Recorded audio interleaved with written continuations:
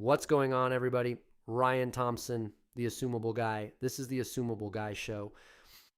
Today we're talking about pricing. Specifically, should you price your home higher because it has a 2.5% rate sitting on it? And somebody has already told you to do it. Your neighbor, your brother-in-law, maybe your own agent. They said that rate is worth a fortune, so slap another $40,000 on the price. The answer is yes, you can get a premium, but not the way they told you to get it. Do it their way, and your house sits. Sellers, this whole episode is for you. Buyers, stick around. The back half is yours. Here we go. So let's put a real house on the table. You bought in 2021. You've got a $400,000 loan balance at 2.5% with about 27 years left on it. Your comps say the house is worth $470,000. This is where it gets real. A buyer who assumes your loan steps into that payment. Principal and interest, $1,580 a month. A buyer who walks in and gets a brand new $400,000 loan is stuck with today's rate. Call it 6.5%. That payment is $2,528 a month. That's a difference of $948 every single month. $948 a month. Same house, same price, same everything. That's $11,376 a year. That's a really nice family vacation every year for as long as they own it. That's maxing out a retirement account. And across the 27 years left on your loan, it comes out to about $307,000. So yeah, your rate is worth real money to somebody. You're not crazy for wanting a piece of it, right? Which brings us to the actual question.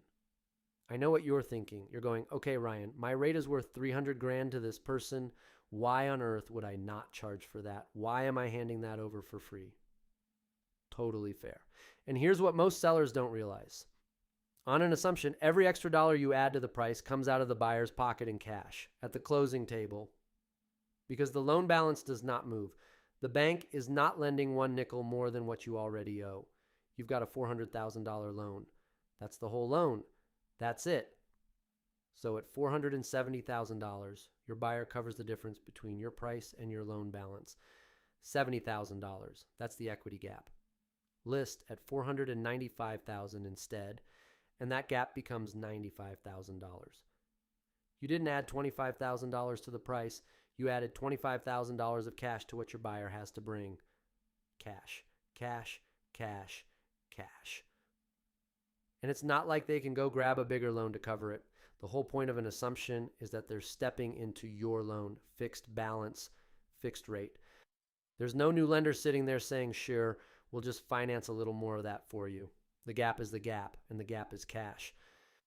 Every $25,000 you tack on is $25,000 more that people can't bring, right? Think about that for a second. How many buyers do you know with $95,000 sitting in a checking account? And this is the part that gets me. The savings show up monthly, spread across 27 years. The premium shows up as cash today in one lump sum. Those are two completely different currencies. You're asking your buyer to pay for a slow benefit with fast money. So do not let anybody talk you into listing $40,000 over your comps and calling it an assumable premium. That is not a pricing strategy. That's a price reduction with extra steps. All right, so how do you actually get paid for that rate? I want to make this super clear.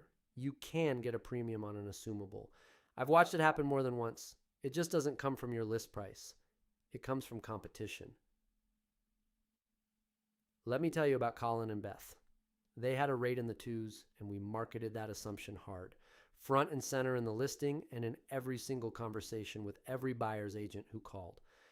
The offers came in stacked, multiple offers competing against each other, and the price went up. Now, here's something a lot of sellers don't know. Not all of those offers were assumption offers. Some were conventional. One was cash. They saw a house that everybody wanted and they jumped in. Marketing your rate doesn't just bring you assumable buyers. It grows the whole pile. And a bigger pile is a higher price, no matter who ends up winning. We did another one where the comp said $585,000. We listed at $519 on purpose, under the market. Bumped it to $540 once the traffic showed up, took an offer at $542,000, gave the buyer $2,000 in concessions to keep it clean. 14 days, Done. Price under to create the swarm.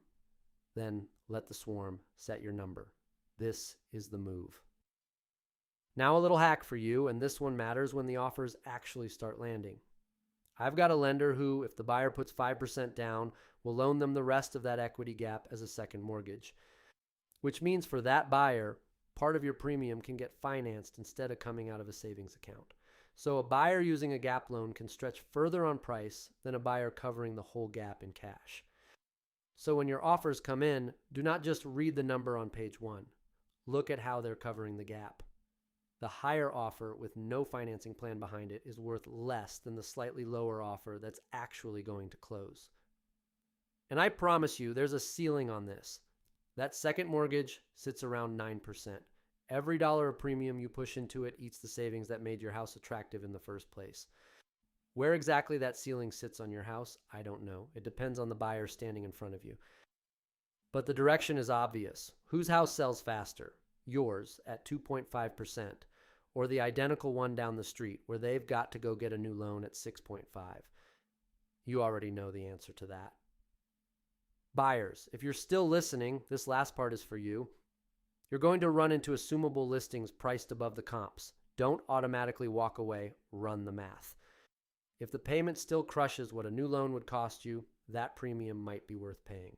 Would I pay a premium for a 2.5% rate all day long? But bring it up, negotiate it, because that premium comes out of your cash to close, and cash to close is the thing that kills these deals. And know this, a fairly priced assumable does not sit around waiting for you. You've got to be ready to move. All right, let's go get your house sold, and let's get somebody a killer rate on the way out. I'm Ryan Thompson. This is the Assumable Guy Show. If you want to know what your rate is actually worth on your specific house, hit up assumableguy.com or DM me on Instagram at the.assumable.guy. I'll run the numbers for you. No pressure, just math. Next episode, your bank tells you your loan is not assumable. I'm going to tell you exactly why that's a lie and exactly what to say to make them back down. See you on the next one.